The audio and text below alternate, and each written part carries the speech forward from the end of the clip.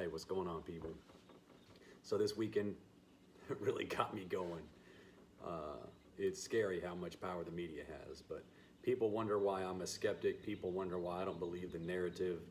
Um, People wonder why I think most everything we see on television's a lie. I'm just gonna walk through this with you, show you what I see.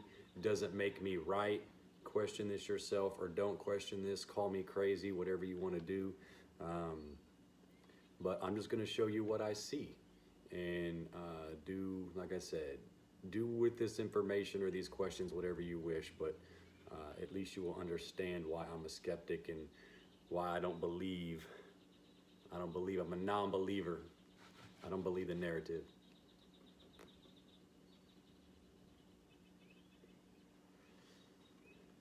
I ain't buying it. I ain't buying it. So yeah, I got questions. So again, don't take my word for it. I'm a dumbass. Don't believe me. But this is what I see. This is why I don't believe it. This is why I think humankind and mankind is in trouble. Because we're never going to get the truth. We can't handle the truth. That's the reality of it. We can't agree on facts, and we can't handle the truth. And at that point, what's left? If you can't agree on facts, all the opinions in the world don't matter. But if we can't agree on facts, they're never going to give us the truth. We can't handle the truth. They're never going to give it to us. They're never going to give us the truth. We can't handle it.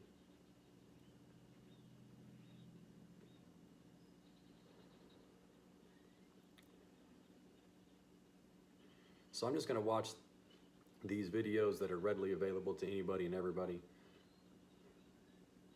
And I'm just going to ask questions. And you can go along with, you can come with me down a rabbit hole, or you can check out, cash out at any point.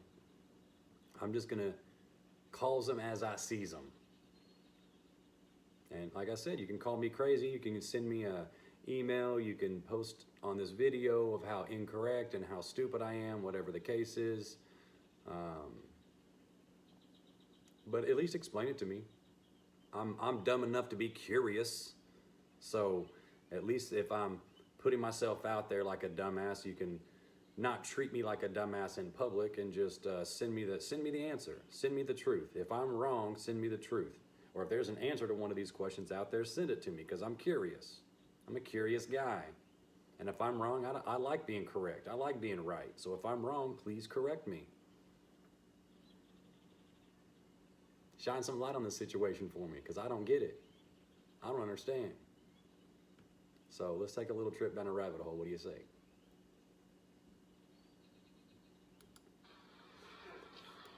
So what I'm going to start off with, a video that I watched about 2 years ago. It's very interesting to me. It's not what I was expecting. When I looked it up and when I found it and I watched it, not at all what I was expecting. I was expecting, let me tell you the video.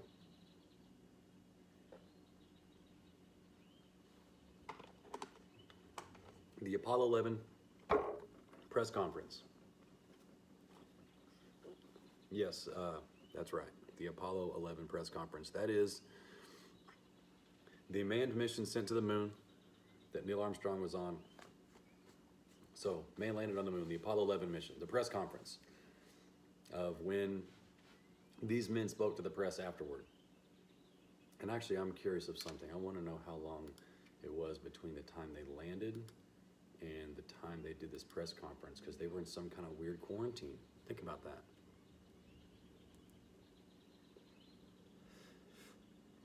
Three men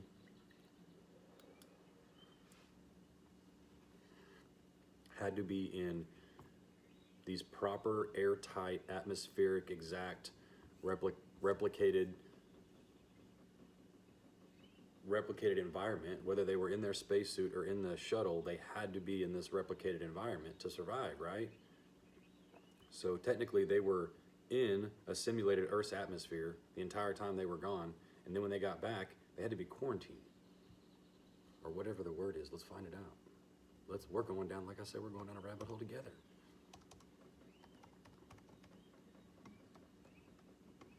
Let's see, Apollo 11.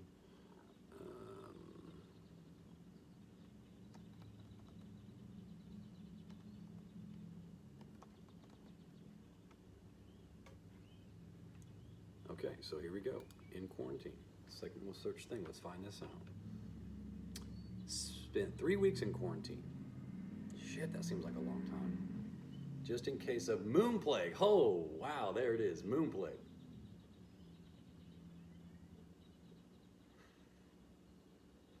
Moon plague.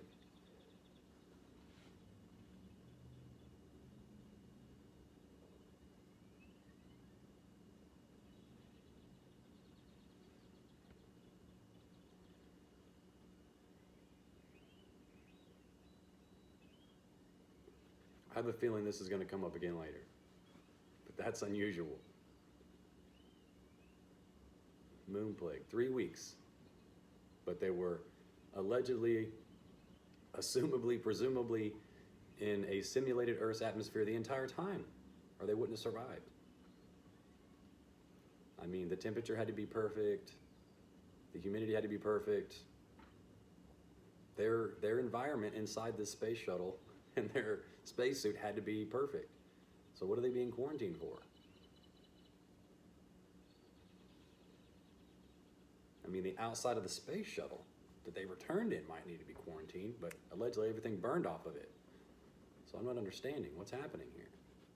Okay, so anyway, this is gonna take forever if I keep stopping, so let's get on with it. So after 3 weeks in quarantine, okay, so they've had 3 weeks. And this isn't even going to be G-rated, so they've had 3 weeks to get their shit together, okay, to talk about this. This is mankind's greatest achievement, okay? Mankind's greatest achievement. These guys have spent, this mission started in 1961, I believe. Is that right? Should I be lying? I don't know, let's find out.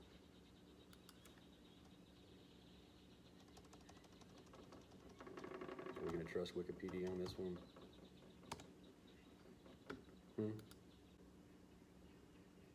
Apollo 11 effectively ended the space race and fulfilled a national goal proposed in 1961 by President JFK. Before this decade is out of landing on the moon and returning him safely to Earth. Anyway, so 1961. So somehow they got this thing, figured out from 1961 to 1969. So it's essentially in 8 years. We went from airplanes to making a 500,000-mile round trip in space in the 60s, with 1960s technology. Okay, so these guys have been working on this for a little while. Let's just give them the benefit of the doubt and say this happened. But in 8 years in the 1960s, they figured out how to get to the moon and back.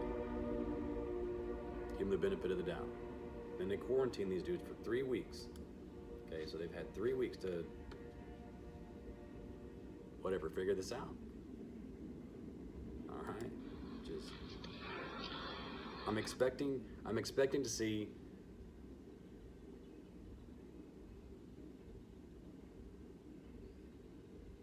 very excited people celebrating. Okay, mankind's greatest achievement. It looks like I'm at a funeral. Then there's people laughing at something.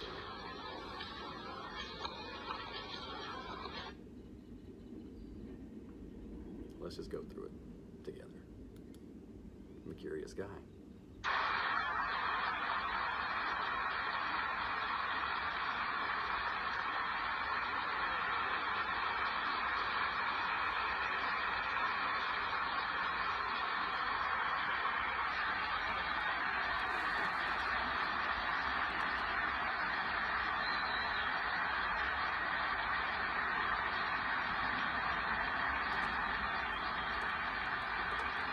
Okay, so I'm already thinking, this is 1969. There's only 2 video cameras in this room. That tells you what technology is like. There's only 2 video cameras in this room. 2. So, a little over half of this video, just to set this up for you, a little over half of this video is the camera from this angle. And then towards the end, the press is asking questions and these guys are answering, and it gets really bad. I can't wait to get there, but before they answer questions, they just talk about the event from many ways. But yeah, there's one camera angle here, and then towards the end of the video, they show you some of the same thing from the other camera angle. So there's literally only 2 cameras in this room for this entire thing. And you'll see, well, I'll just wait till we get there. So yes, here's the recorded press conference 3 weeks after these guys get back from the moon. Ladies and gentlemen, welcome to the Mayan Spacecraft Center. This is the Apollo 11 press conference. The format today will consist of a 45-minute presentation by the Apollo 11 crew, followed by question and answers. At this time, I'd like to introduce the Apollo 11 crew, astronauts Neil Armstrong, Michael Collins, Edwin Aldrin. Neil? It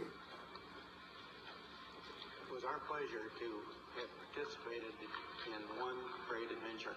It's an adventure that took place not just in the month of July, but rather one that took place in the last decade.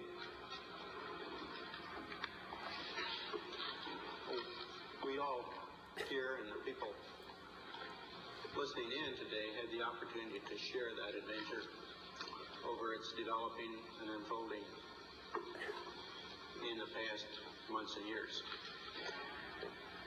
It's our privilege today to share with you some of the details of that final month of July that was certainly the highlight for the 3 of us of that decade. We're going to divert a little bit from the format of past press conferences and talk about the things that interested us most, in particular the things that occurred on and about the moon. Very we technical. will use a number of films and slides which most of you have already seen, and with the intent of pointing out some of the things that we observed on the spot, which may not be obvious to those of you who are looking at them here from the surface of Earth.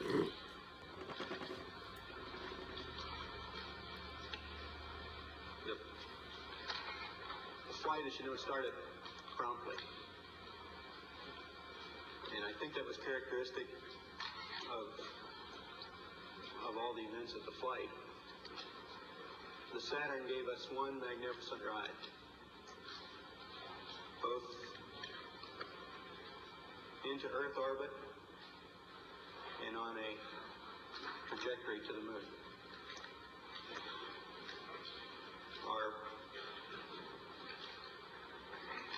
Our memory of that actually differs little from the reports that you have all heard from those previous Saturn V flights, and the previous flights served us well in preparation for this flight in the boost as well as the subsequent phases.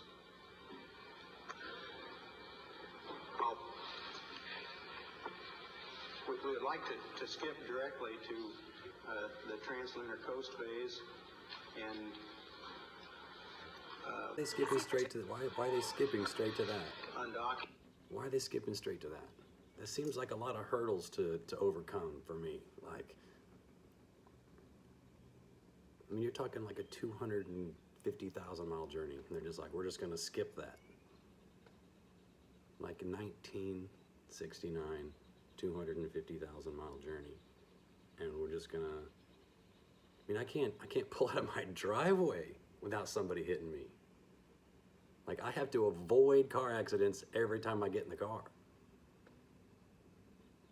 And these guys made it 250,000 miles in 1969 without a hiccup. I'm just shocked by that. I mean, they're traveling at like, I don't know, I guess they'll get there, but like somewhere between 17,000 and 25,000 miles an hour. Think about that. Like 17,000 to 25,000, like it varies depending on where you find the information, but think about how fast that is. For 250,000 miles and don't come in contact with anything.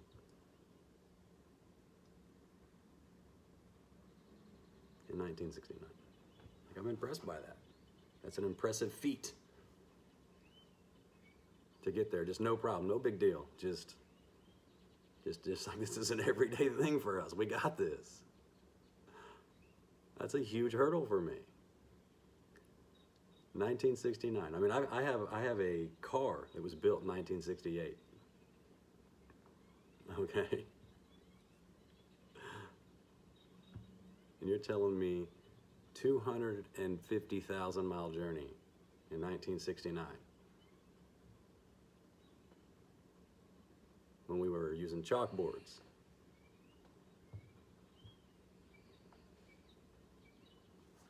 Okay. Chalkboards. Typewriters. Okay. Newspapers. We were passing information around with newspapers.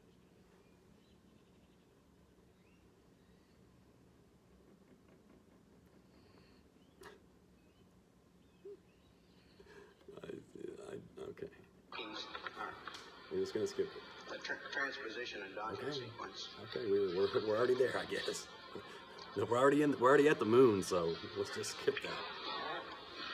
And it's a shame you don't get. I'm gonna keep interrupting this thing. It's a shame you don't get to see what they're talking about. You don't get to see the images. So we'll have to go chase that later. But yeah, you don't get to see what they're talking about in this video. This was our first look at the magnificent machinery which had been behind us up until this point, the booster. Of course, the first and second stages had long since separated, but this shows the LEM nestled inside the third stage, the S4B, after the translunar inject burn. This maneuver was an interesting combination of manual and automated techniques in that we programmed the onboard computer to make the turnaround, and then these final maneuvers were made completely manually. As I approached the LEM, I had an easy time because I had a docking target, which is not too clearly visible here, which allowed me to align the probe and the drogue, which is a dark spot you see on the upper right. During this time, I also checked out the proper vehicle response to my stick inputs. And here shortly, you'll see the actual docking somewhat speeded up. There's the point of contact. And in just a second, you'll see a second, right there, a second small indication of the retract cycle with the 12 dock. For the lunar module, of course, is in a sense upside down relative to the command module. Why that bleep right there? It's like they cut something out. And then Buzz Aldrin starts talking. I gotta go back to hear what he says.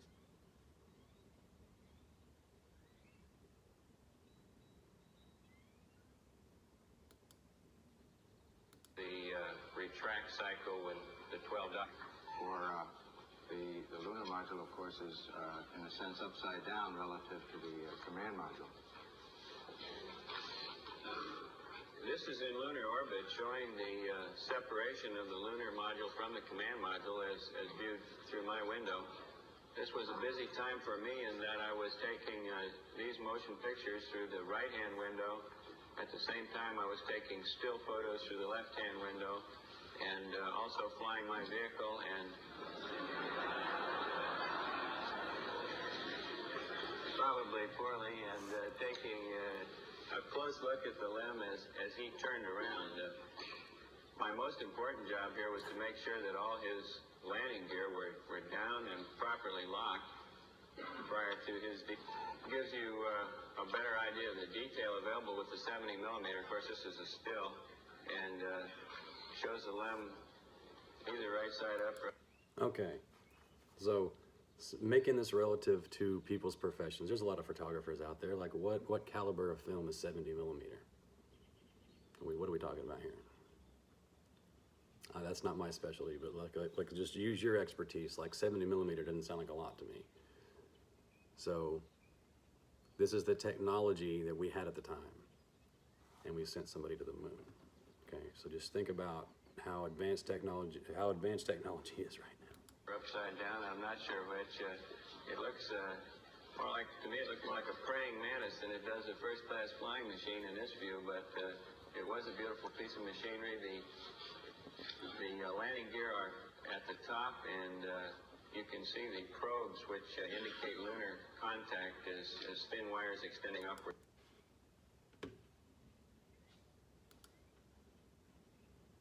This beautiful piece of machinery, let's go see it. I mean, look at this thing. Look at that. Tell me that's not tinfoil. I mean, seriously. Look at that. That looks like black craft paper. Look at it. Look at this. Look how flimsy this thing is.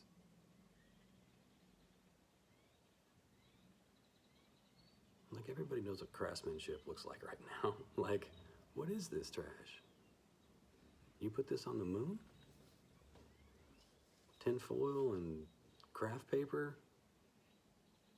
What is this nonsense?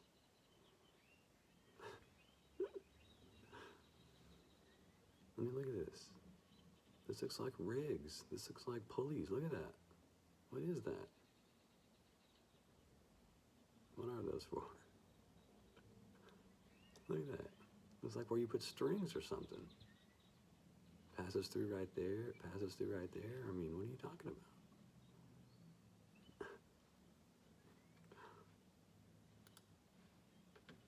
Take that thing to the moon. We're from the landing gear. Of course, before we could undock, as is shown in this picture, we had to complete the activation.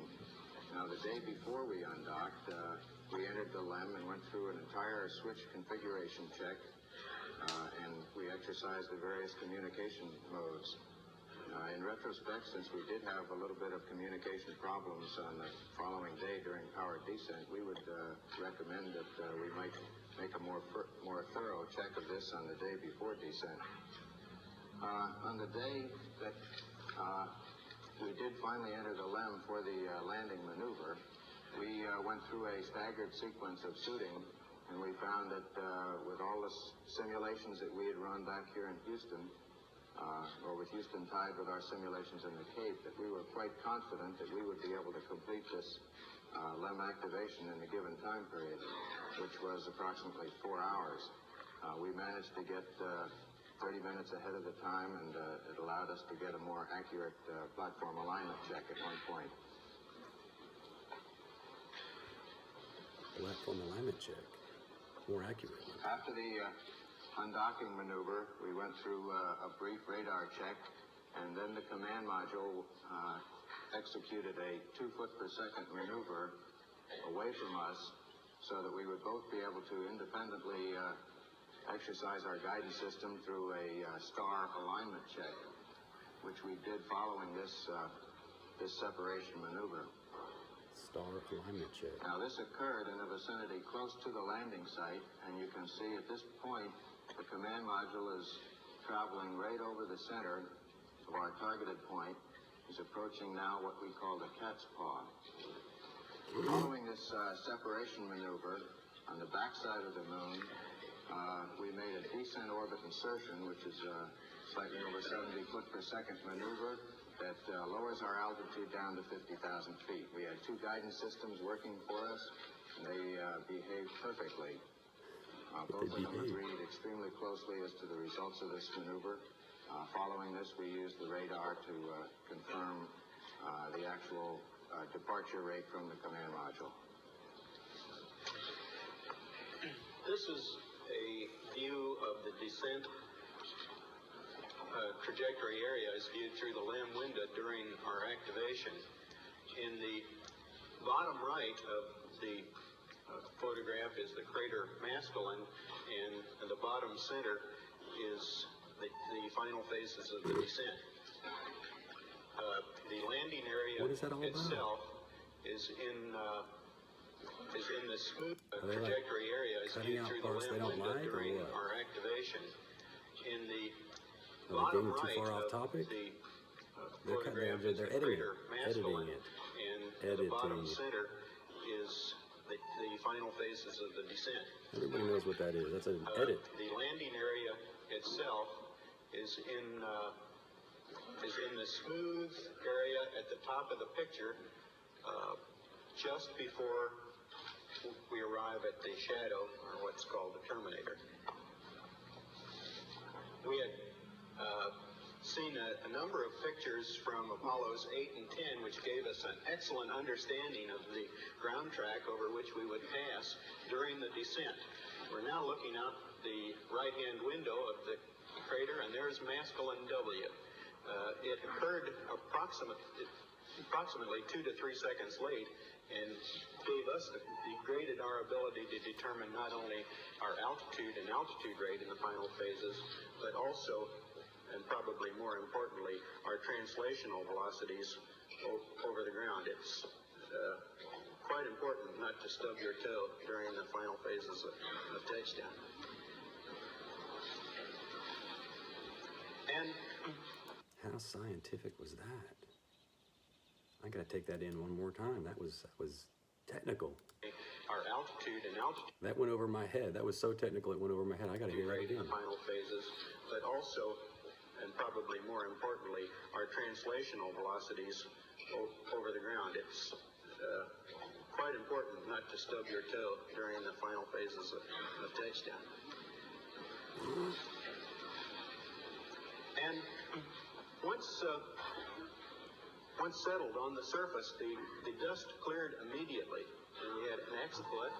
And of course, the surface Oh, was the dust very cleared fine-grained. immediately. We could Edit. tell that from our view Oh, no, out the that window. one was But there obvious. were Oh, no. a surprise. That one was obvious. Quite important not to stub your toe during the final phases of touchdown. If they get too far off topic, they edited it out. And that was the technology in the 60s, was that beeping noise and that cut. Once settled on the surface, the dust cleared immediately. Again, that's the technology at the time. And you think we went to the moon. Of course, the surface was very fine-grained. We could tell that from our view out the window, but there were a surprisingly large number of rocks of all sizes. This is the view out the right window. Up close to the horizon, you see a boulder field that was probably deposited by some of the impacts in the craters that were behind us. You see, most of the craters have rounded edges. However, there is a variation in the age of these, as we can tell by the sharpness of the edge of the crater. The immediate foreground area, we'll see more pictures of later. It was relatively flat terrain, in contrast to looking forward along where the shadow of the LEM is cast on the surface, and we see a zero-phase glow around the upper portion of the LEM. The general color of the terrain looking down sun was a very light tannish color. This blended as we looked more cross-sun to a more sharper, well-defined features and more of a gray color.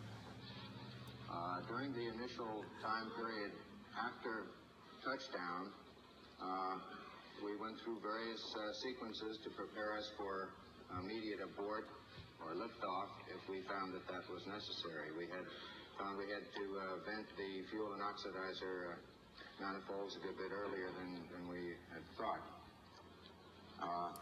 Damn, that one got me too. That went way over my head. What did he just say right there? His what oxidizers? Boy, he's got mouthfuls to say, like tons and tons of technical knowledge coming out of Buzz Aldrin. Tons of technical knowledge. Can't even keep up. My mind is blown. My mind is already blown. We're only a couple of minutes into this thing, and I'm blown away.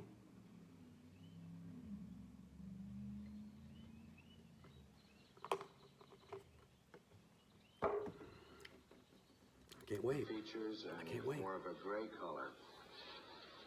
During the initial And then the time editing. period after touchdown, we went through various sequences to prepare us for immediate abort or liftoff if we found that that was necessary. We had found we had to vent the fuel and oxidizer manifolds a good bit earlier than we had thought. Oxidizer manifolds.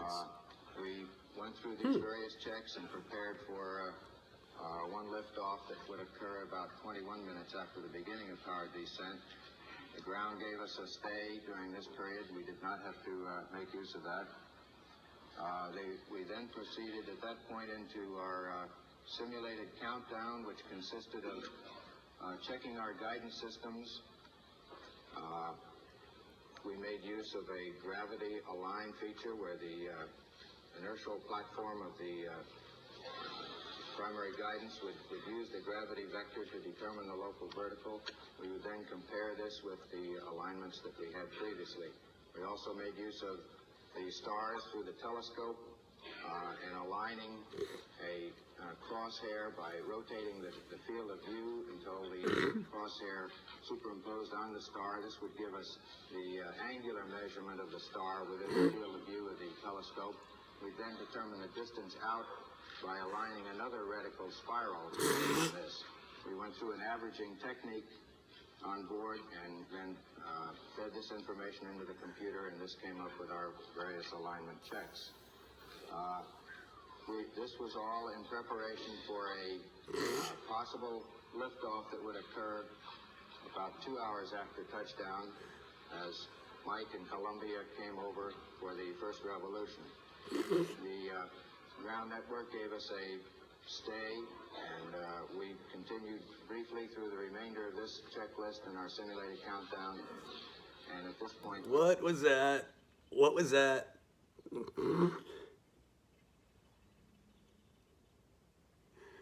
What is he doing?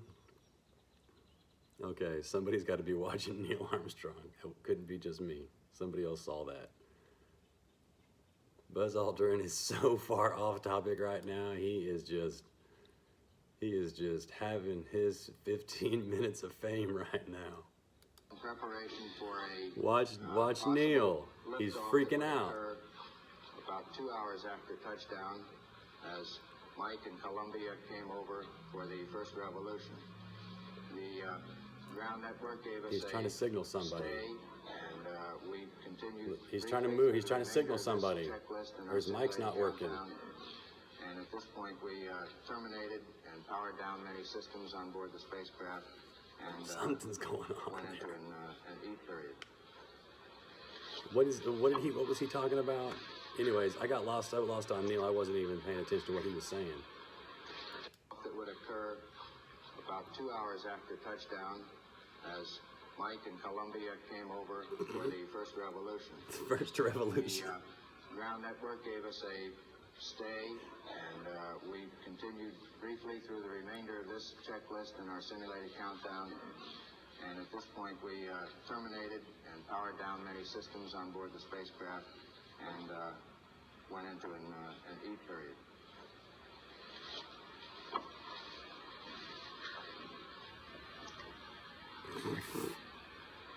I went into an E period. A number of experts had, prior to the flight, predicted that a good bit of difficulty might be encountered by people attempting to work on this. This didn't prove to be the case, and after landing, we felt very comfortable in the lunar gravity. It was, in fact, in our view, preferable both to weightlessness and the Earth's gravity. What? This led us to believe, this in conjunction with the fact that all the systems in the limb were operating magnificently and we had very few problems, to go ahead with the surface work immediately.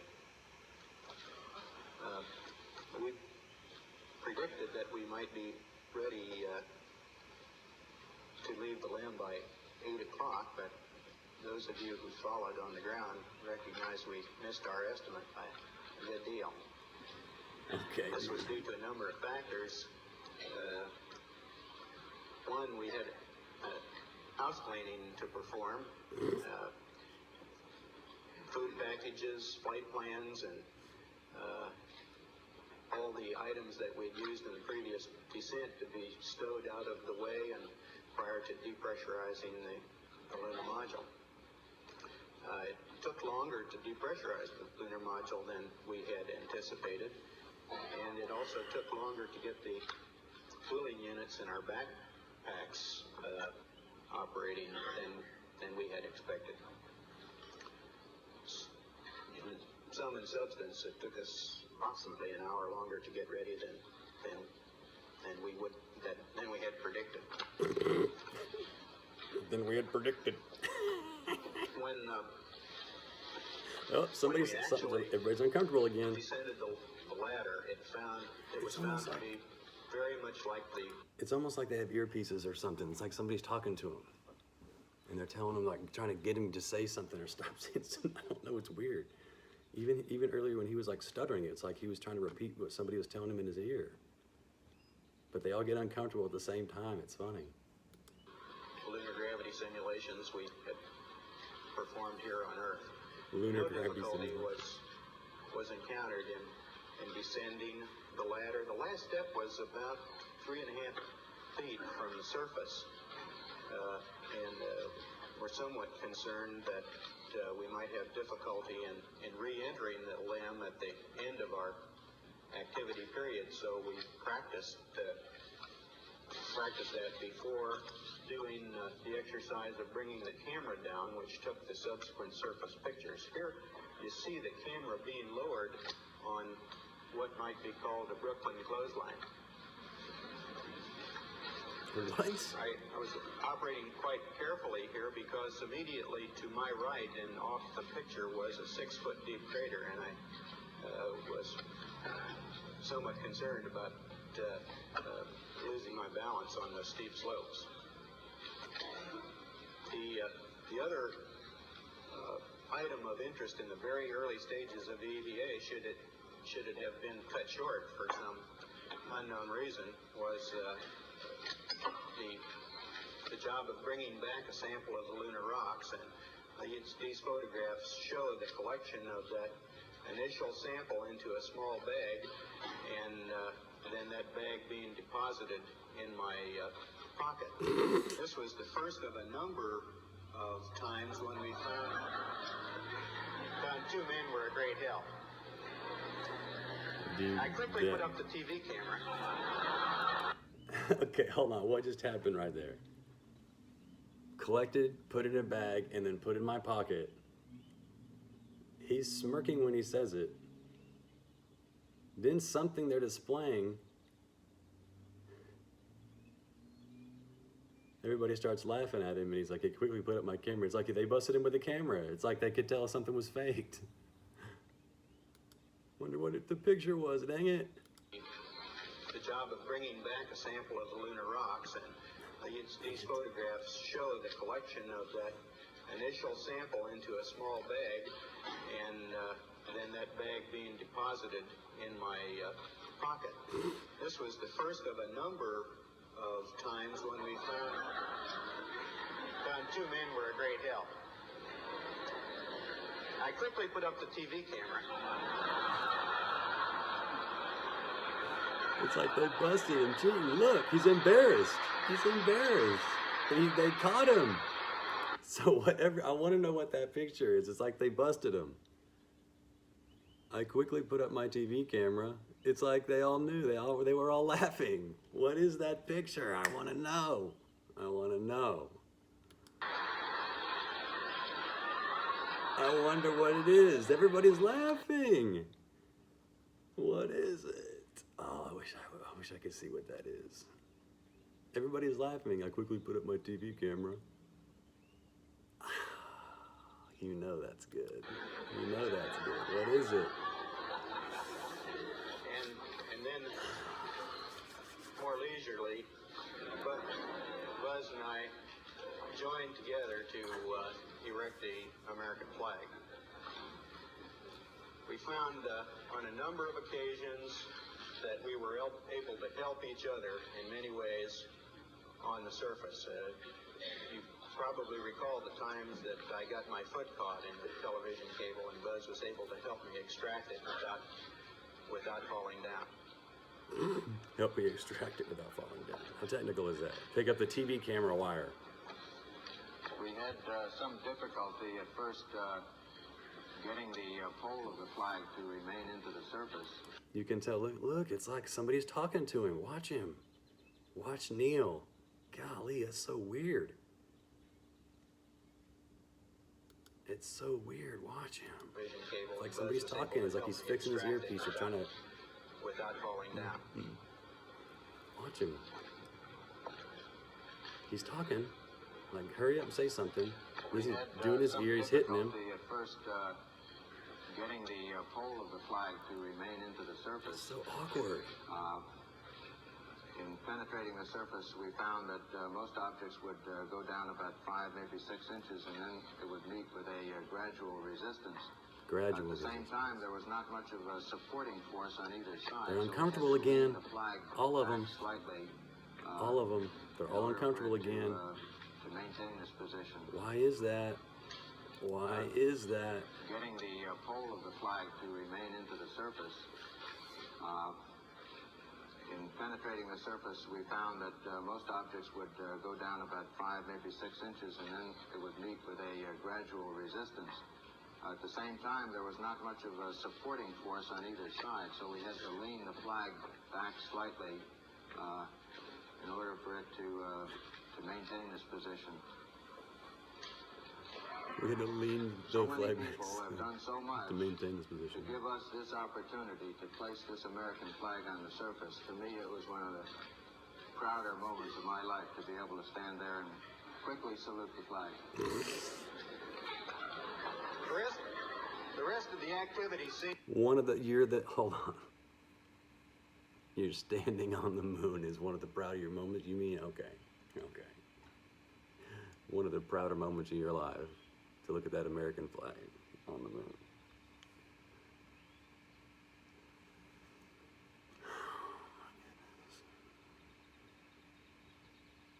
And people are laughing again. So do they see another camera? What's the deal? Why are they laughing again? It's like this is a dry run. It's like they're putting it in front of people to see what catches people's eye. They're like editing out the bad parts, and the audience or the news media are laughing at whenever they're busted, so they ditch that and don't release it, I guess. I don't know. Or do they release it and people just assume people don't see it? I My don't know. life to be able to stand there and quickly salute the flag. Just what? The rest of the activity seemed to go very rushed. So many people have done so much to give us this opportunity to place this American flag on the surface. To me, it was one of the prouder moments of my life to be able to stand there and quickly salute the flag. The rest of the activity seemed to go very rushed. There were a lot of things to do, and we had a hard time getting them finished. Look at it, they're laughing. It's hysterical to them. Why is it so funny? Somebody explain to me why it's so funny. We did find that Mankind's mobility greatest on the achievement. surface was, in general, a good bit better than perhaps we had anticipated it. There was a And you know how slight uptight tendency people were in the to, 60s compared to now? I mean, this is pre-70s, like sexual revolution. This is like how uptight people are. And they're in the press conference for Mankind's greatest achievement, and it's a chuckle fest. I'm shooting TV video camera from my right side, taking still photos from my left window, and I'm manning my vehicle. Ha ha ha ha ha. Oh my goodness, what is happening right now?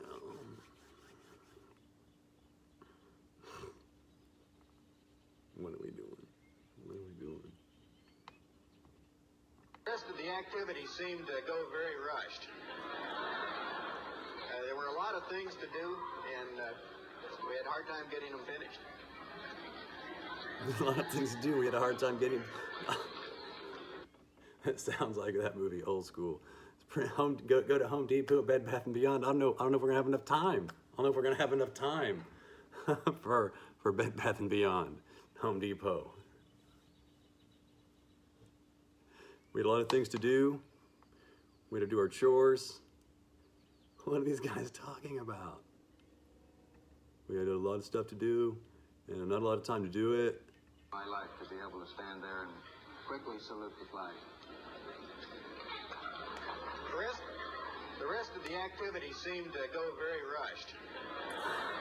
Okay, here we go. There were a lot of things to do, and we had a hard time getting them finished.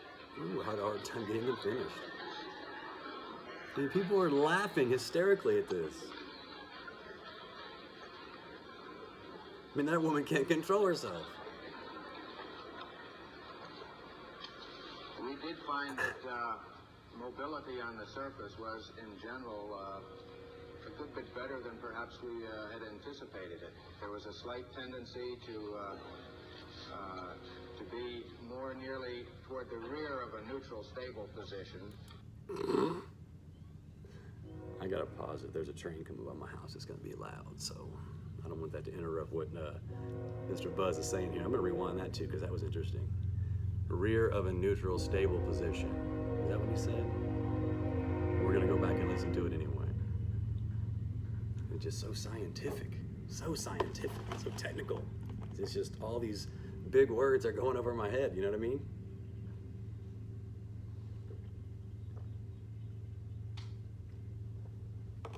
With all this advanced technology they had in 1969, I can't keep up with their advanced neutral sitting position or whatever he just said. Rear of neutral sitting position. Let's go back. We can't even. There was a slight tendency to be more nearly toward the rear of a neutral, stable position. Balance seemed to be quite easy to identify, and as one would lean a slight bit to one side or the other, it was very easy to identify when this loss of balance was approaching. In maneuvering around, as you saw, this was one of my tasks fairly early in the EVA. I found that a standard loping technique of one foot in front of the other worked out quite well, as we would have expected. One could also jump in more of a kangaroo fashion at the time.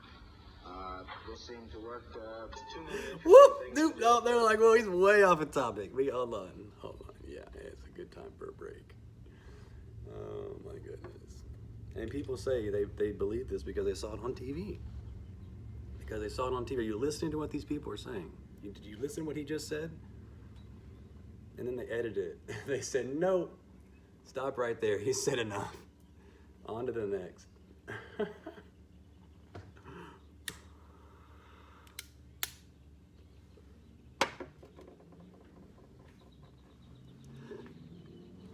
On to the next.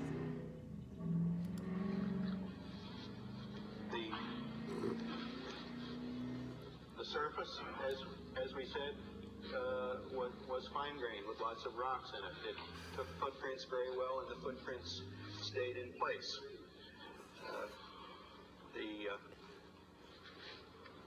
These are scientists. These are their scientists. These are the smartest people. And they're talking about footprints. Listen to all this technical data they're acquiring while they're there. They went all the way to the moon, and look at the tests they're performing. How well their footprints. What they're documenting. Look what they're recording.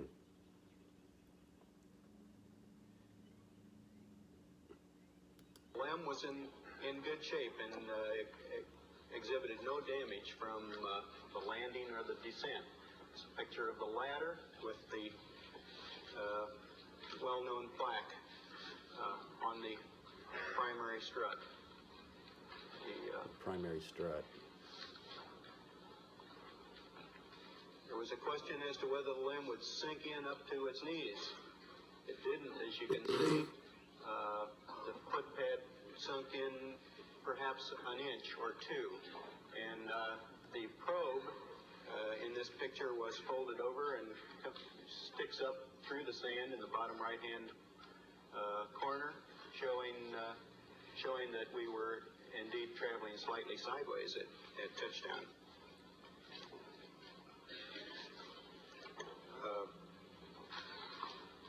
This is fascinating. A wide variety of surfaces. Here, Buzz is standing in a small crater, and it gives a very good picture of the rounded rims of the what we believe are very old features. The two experiments that you saw in the previous picture were deployed in the scientific equipment bay. We found that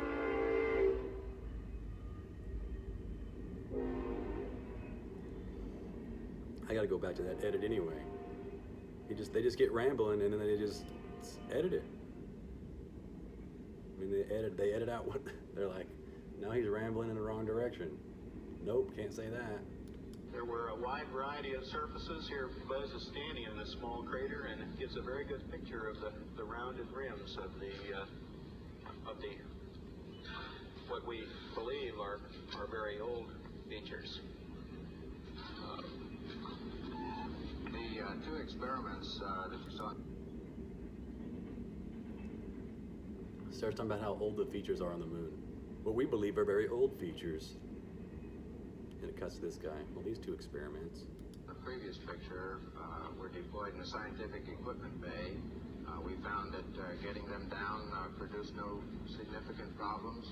And here you see a view of my carrying these two experiments out to the deployment site about 70 feet to the south of the lunar module. You have a very good view of the varying depths of this upper surface layer. You see that along the crater rim, the small crater rim off to my left, along this the upper surface appears to be about 2 to 3 inches, and the subsurface has a slope that is rather ill-defined, and one has to be very careful in threading your way around these very small craters. Any long excursions, I feel, would take a good bit of attention as you're moving along to avoid walking along or down the slope of some of these smaller craters. That's fascinating. This is the passive seismic experiment that was deployed and has been giving us good returns on the interactions of the moon. We had Good returns on the interactions of the moon. One of the panels, I had to move around to the far side and release a restraining lever, and then the second panel came out. We had a little bit of difficulty determining, as Neil said, the exact local horizontal, and I think this is due to the decrease in the cues that a person has as to which way up really is. One has to lean a little bit more off to the side before you get this body cue that you're approaching off balance. And of course the terrain varied considerably in this area. This second experiment is the laser reflector. We've been successful in bouncing laser beams off this. It consists of 100 arrays of corner reflectors. Hundreds of arrays of corner reflectors. The other experiment, these. What the French toast is he talking about? Get out of town. Get out of town. Man, Buzz Aldrin really wanted his time to shine, didn't he? Core tube into the surface. We collected 2 different core tube samples It was quite surprising, the resistance that was met in this subsurface medium, and at the same time you see that it did not support very well the core tube as I was driving it into the surface.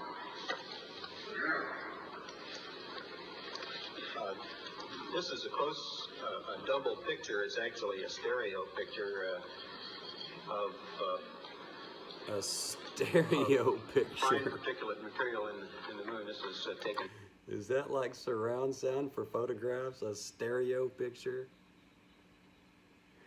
Oh man, this is so technical. Like, it's too smart for me. I'm too dumb for this. It's too smart for me, or I'm too dumb for it. I can't tell which. Maybe it's both.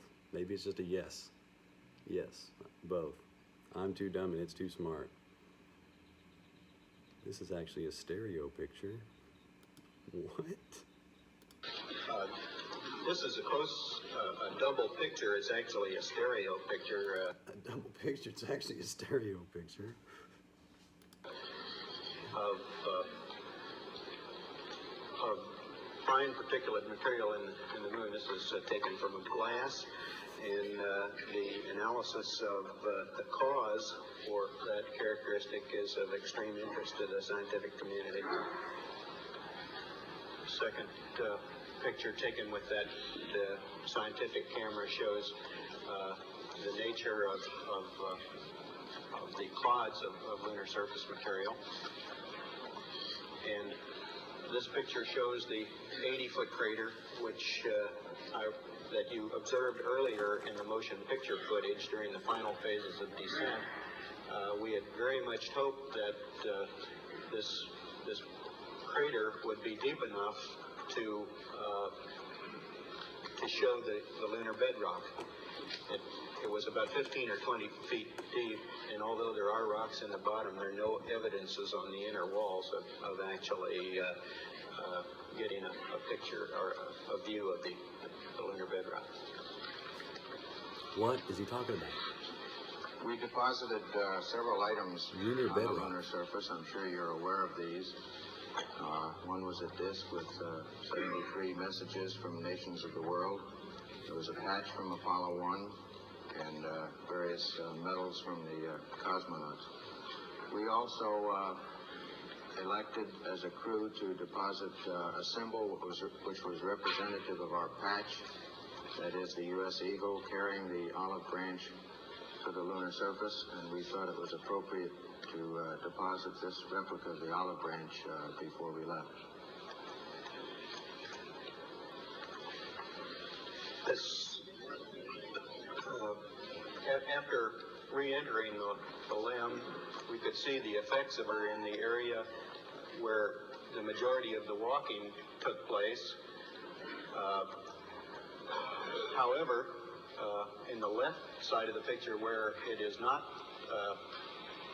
as dark, there was also a good bit of walking, and so that indicates that the walking probably just increases your ability to notice the effects of the strange lighting that Buzz talked about earlier, where the cross-sun lighting is a good bit darker than the down sun. It's too smart for me. That's too smart for me. Following the EVA,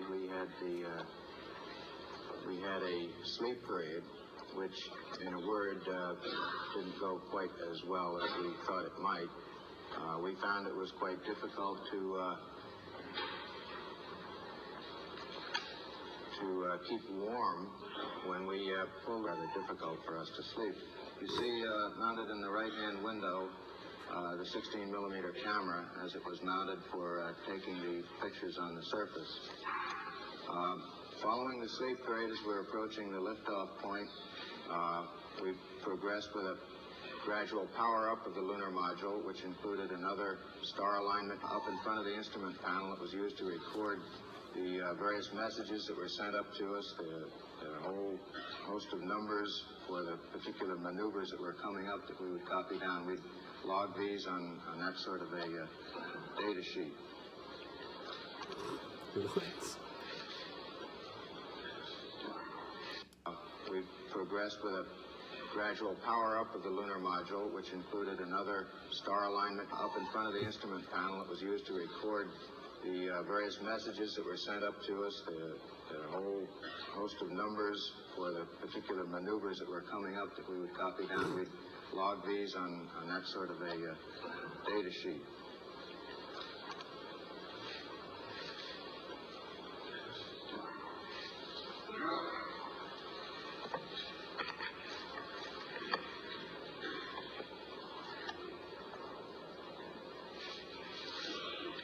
This film shows our final look at Tranquility Base before our departure.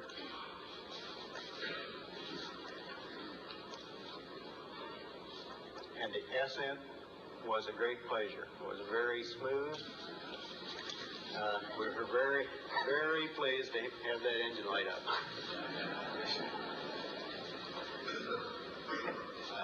Gave us an excellent view of our takeoff trajectory and Tranquility Base as we left. And at all times through the ascent, we could pick up landmarks that assured us that we were on the proper track. There were no difficulties with The particular out-of-plane maneuver that had been inserted between two other sequential maneuvers.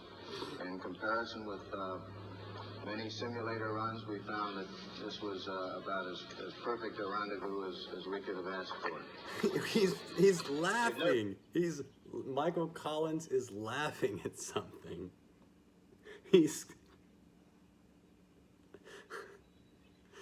Oh my goodness, that's hilarious. Oh my goodness, watch him. Plane maneuver that had been inserted between two other sequential maneuvers.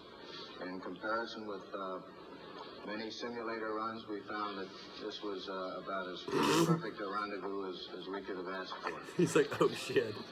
You've noted some oscillations in this film during ascent, and that's a real characteristic. The vehicle, due to the changing center of gravity as fuel is used, does a good bit of 5-degree oscillations throughout the ascent. This is Eagle is seen by Columbia, or perhaps half an Eagle would be better, since the lamp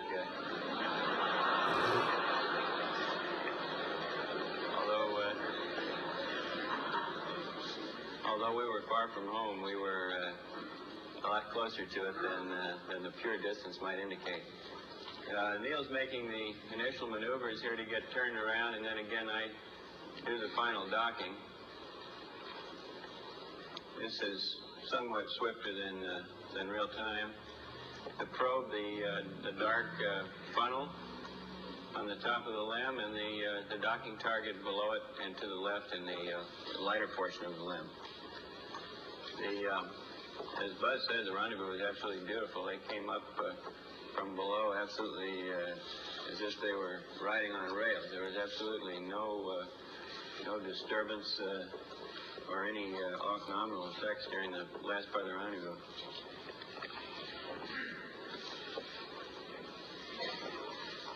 Upper right, you can see the RCS quads, and down below at this relatively close range, it had a decided three-dimensional effect and was undoubtedly one of the most impressive sights of the flight. A three-dimensional effect, oh my goodness.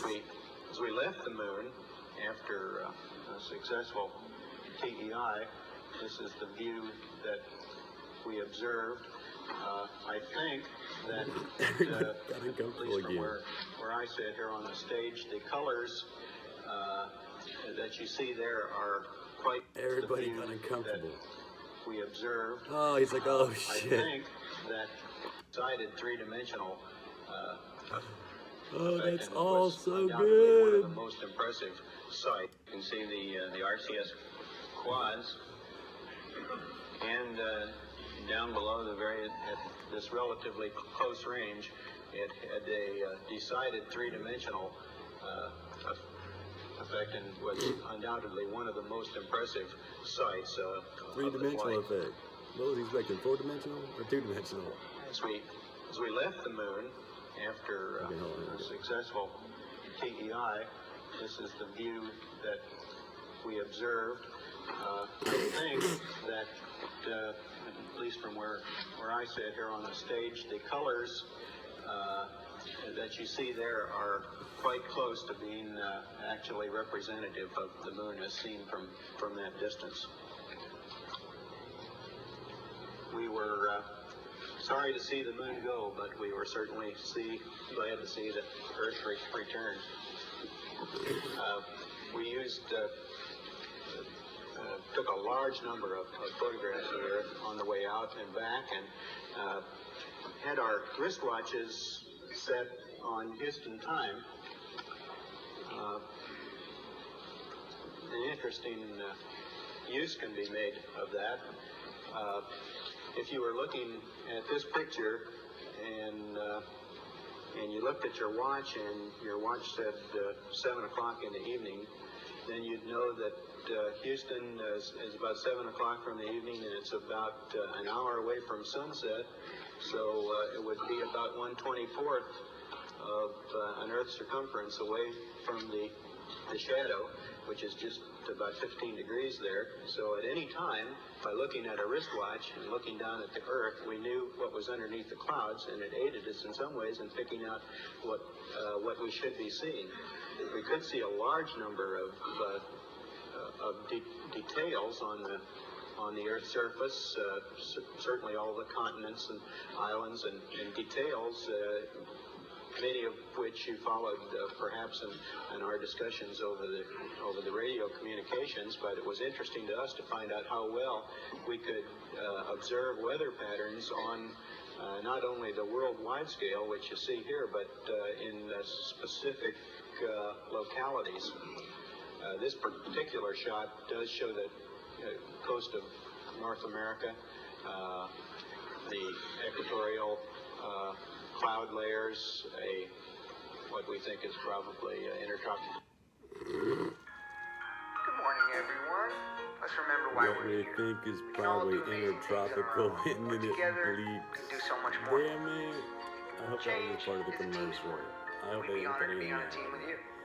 Intertropical.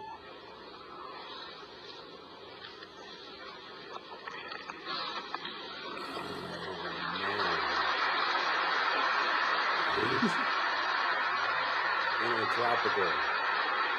Damn it. Okay, now it's question and answer time. We're ready now for question and answers, and wait for the microphone, and we'll go right down the line. We'll catch everyone if you'll just be patient. Tom will too. How much time did you have left in your life support backpacks at the time you got back on board LEM? I haven't seen the post-flight analysis of the numbers. We had roughly half of our available oxygen supply remaining in the backpacks, and somewhat less percentage in the water supplies, which is used for cooling.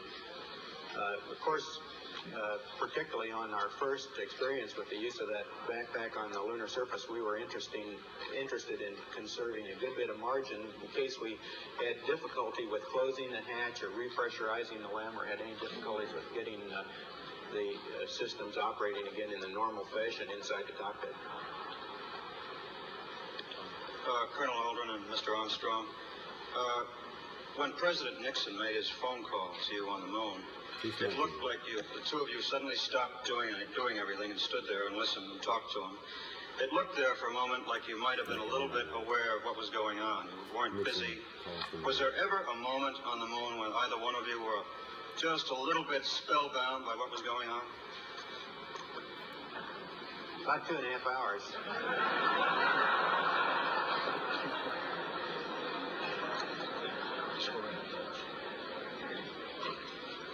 I'd like to ask Neil Armstrong when he began to think of what he would say when he put his foot down on the lunar surface, and how long he pondered this.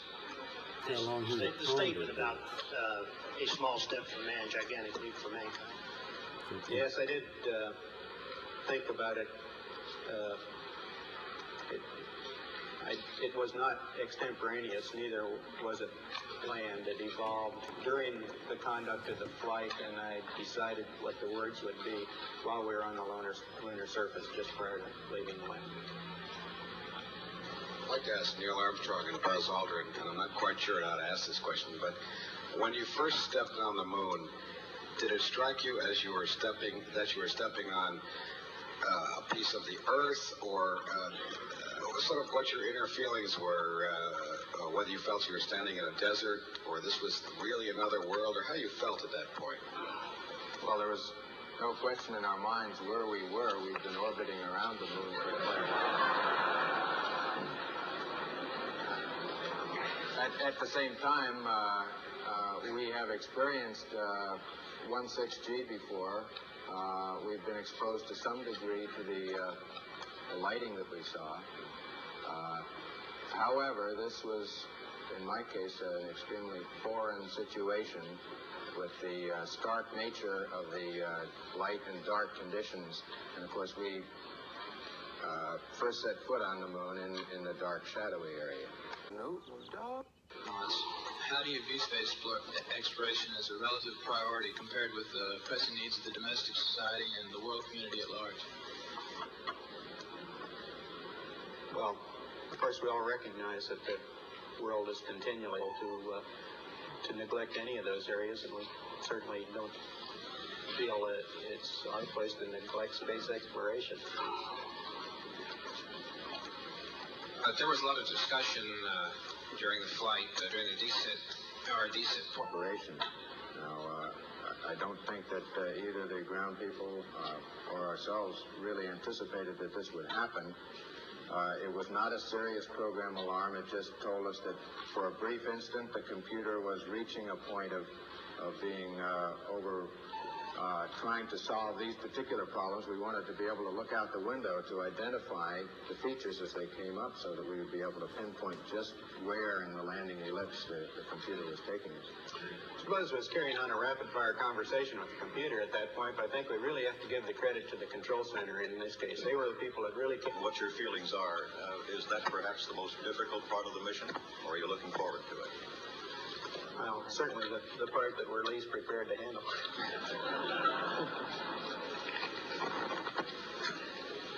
Most important piece of advice or recommendation for the Apollo 12 crew.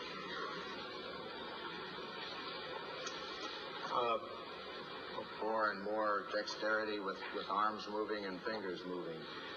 These things are under study.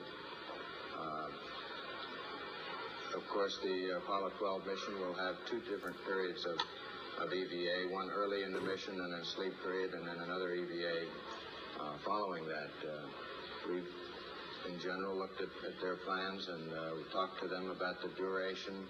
We talked to them about a brief period at the beginning of their EVA for their familiarization with the EVA, the 16G environment. I don't think we have any particular recommendations for how they should change their mission. It is a continuing evolvement of EVA capability and scientific exploration that they're undertaking on that flight. Scientists. You're now national heroes, and you've had a couple of weeks in isolation in the LRL. 3 weeks. Think about that. What are your initial feelings about being heroes? How do you believe it will change your lives? And do you think that maybe you'll get another chance to go to the moon, or are you going to be too busy being heroes? Too busy being heroes. Long preparing is that we had to prepare for Apollo 11. In the lunar receiving laboratory, we did have very little time for meditation, it turns out. We were quite busy throughout the time period with the same sorts of things that the crews of past flights have done after their flights. The debriefing schedules and writing the pilot reports and getting all the facts down for use of all the people who will include that in future flights. I'm struck from the movies and the still pictures by the difference in the very hostile appearance of the moon when you're orbiting over it or some distance from it, and the warmer colors and the apparently relatively more friendly appearance of it when you're on the surface. I'd like to ask Colonel Collins if he gets that same impression from the pictures, and the two of you who were on the moon, what impression you have along those lines. The moon changes character as the angle of sunlight striking its surface changes. At very low sun angles, close to the terminator, at dawn or at dusk, it has the harsh, forbidding characteristics which you see in a lot of the photographs. On the other hand, when the sun is more closely overhead, a midday situation, the moon takes on more of a brown color, it becomes almost a rosy-looking place, a fairly friendly place. So that from dawn.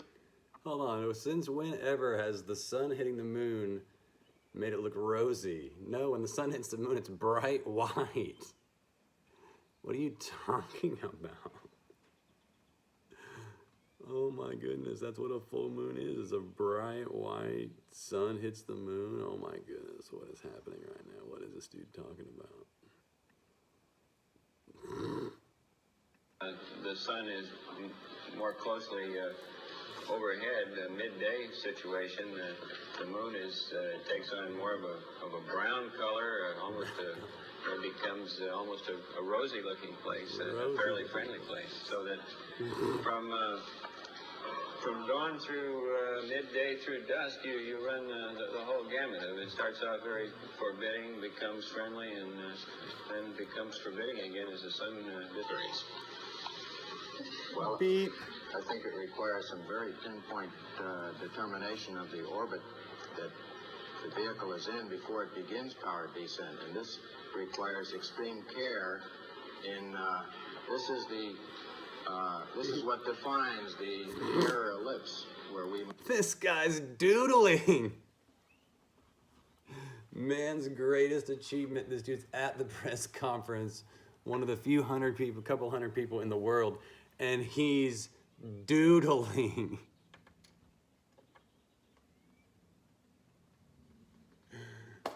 Oh my goodness. Might possibly land having targeted for the center.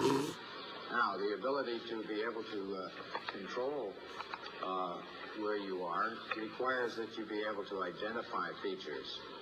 And of course, in our particular of significant features as possible to give us as smooth a terrain. Now, in any area like this, there are always certain identifying features that you can come out, certain patterns of craters. And to the extent that this can be used, if the crew sees that they are not going exactly toward the pre-planned point, they can begin to and more on the landing. Did at any time you consider an abort while you were getting the alarms and so forth? Well, I safely do so. And as soon as program alarms, computer alarms manifest themselves, why you realize that you have a possible abort situation to contend with, but our procedure throughout the vehicle down in the same way that it was programmed to do. The only thing that was missing during this time period is that we did not have some of the displays on the computer keyboard, and we had to make several entries at this time in order to clear up that area. What say to your private lives in the years ahead?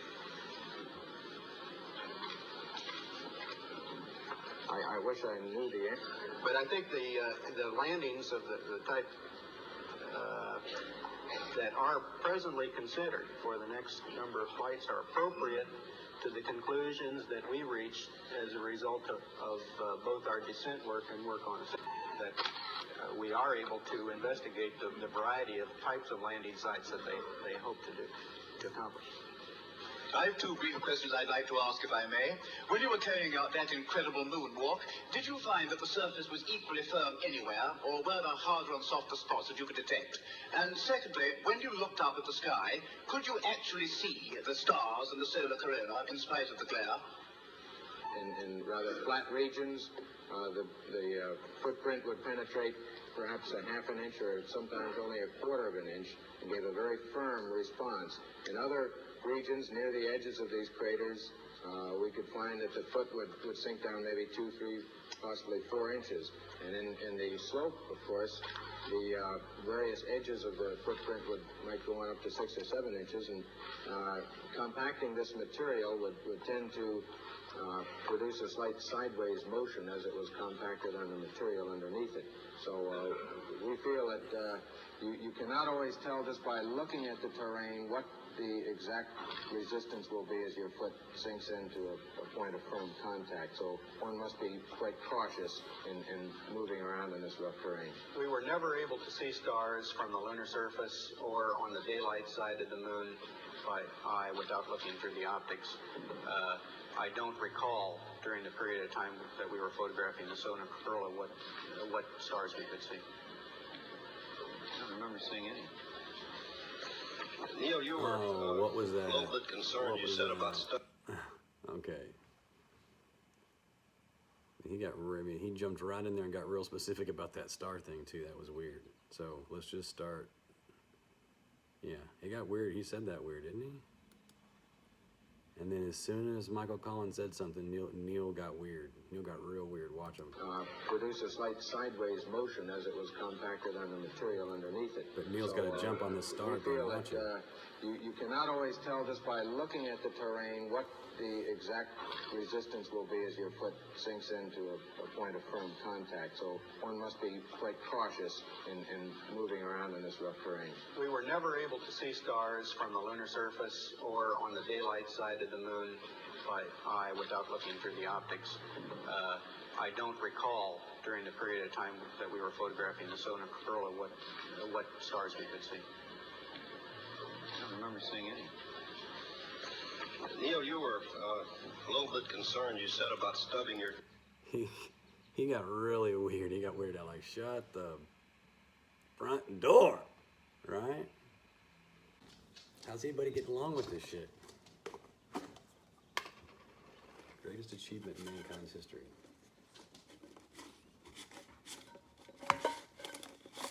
Anybody else calling bullshit on this?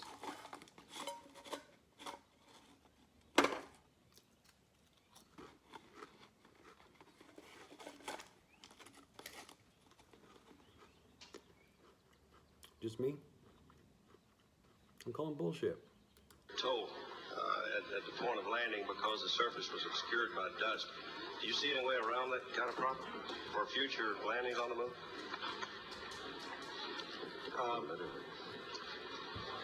I think the simulations that we have at the present time to enable a pilot to understanding the problems of a lunar landing, that is a simulator and the various lunar landing training facilities and trainers that we have will do that job sufficiently well.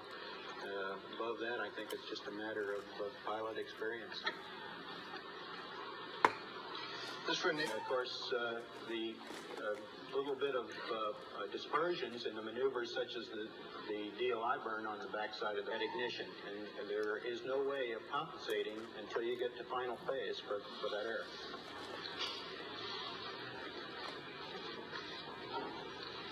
Based on your own experience in space, a lot of editing. Do you or any of you feel that there will ever be an opportunity for a woman to become an astronaut in our space program? I sure hope so.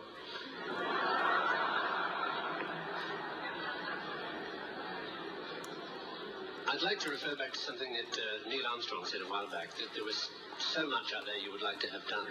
As it was, you ended up a considerable number of minutes behind schedule.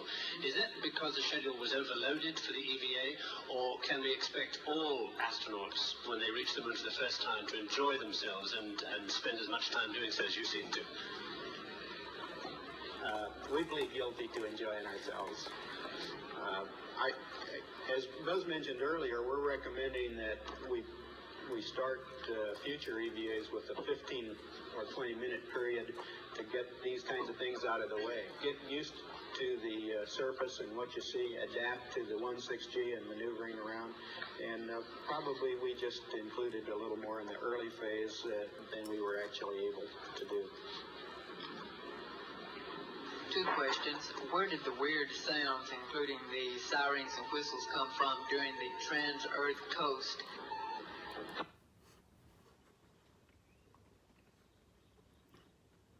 What did she just say?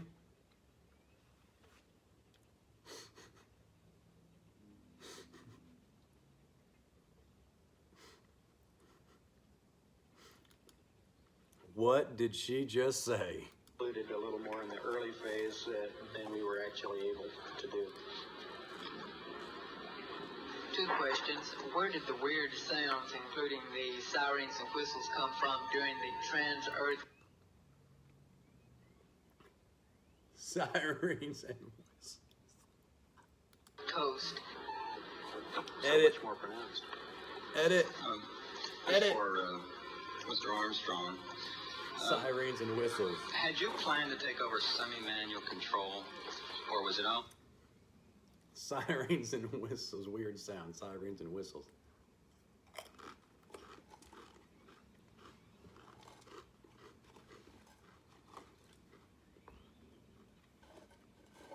Manual phase than we would have planned in order to find a suitable landing area.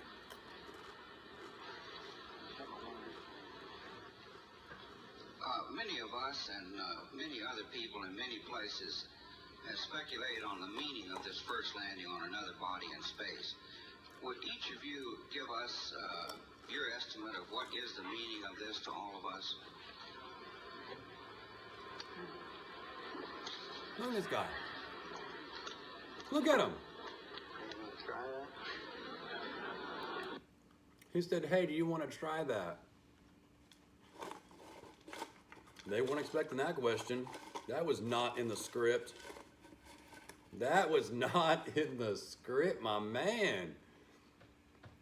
Look at Buzz. He is not having a good time. This guy, you tell me this guy just got back from the moon? Look at him.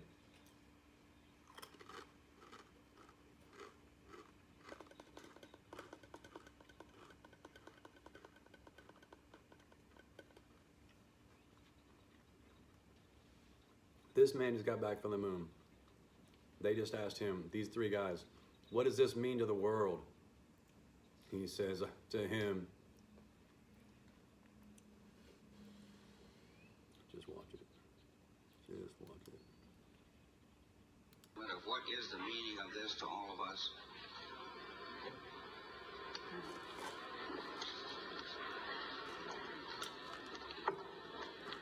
Try that.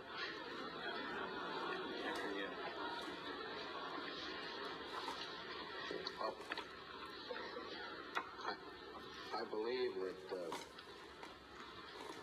what this country set out to do was something that was going to be done sooner or later, whether we set a specific goal or not.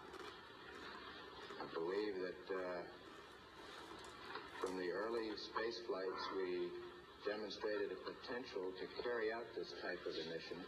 And again, it was a question of time until this would be accomplished. I think the relative ease with which we were able to carry out our mission, which of course came after a very efficient and a logical sequence of flights, I think that just demonstrated that we were certainly on the right track when we took this.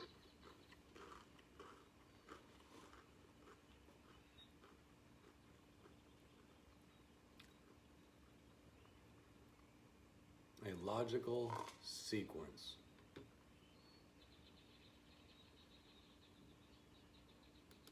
A logical sequence. Mission, which of course came after a very efficient and a logical sequence of flights, I think that just demonstrated that we were certainly on the right track when we took this commitment to go to the moon. I think that what this means is that many other problems perhaps can be solved in the same way by taking a commitment to solve them in a long time fashion. I think that we were timely in accepting this mission of going to the moon. it might be timely at this point to think in many other areas of other missions that could be accomplished.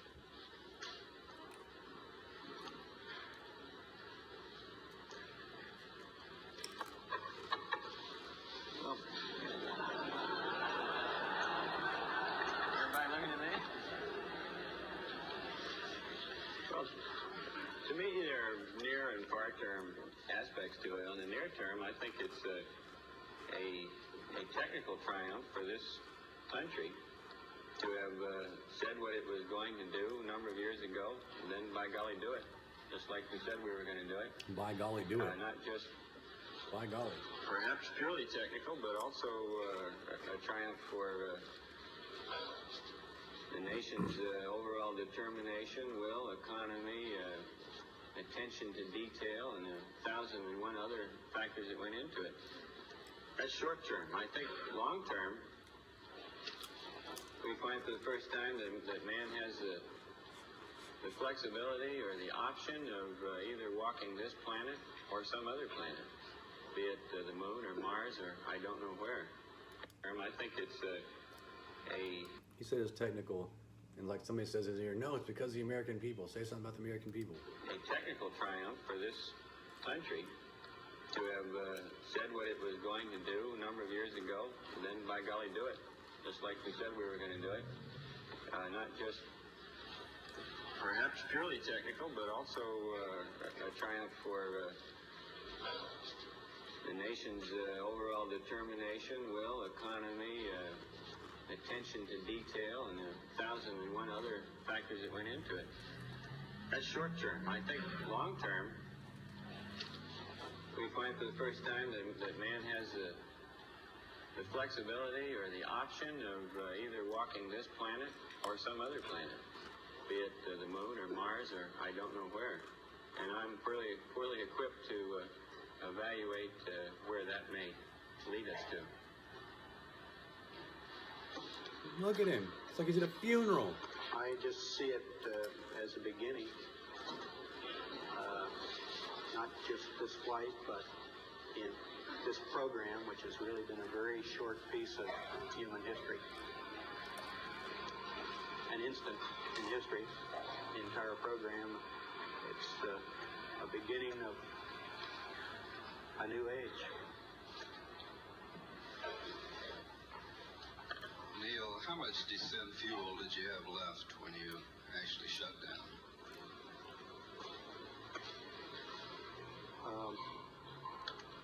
My own instruments would have indicated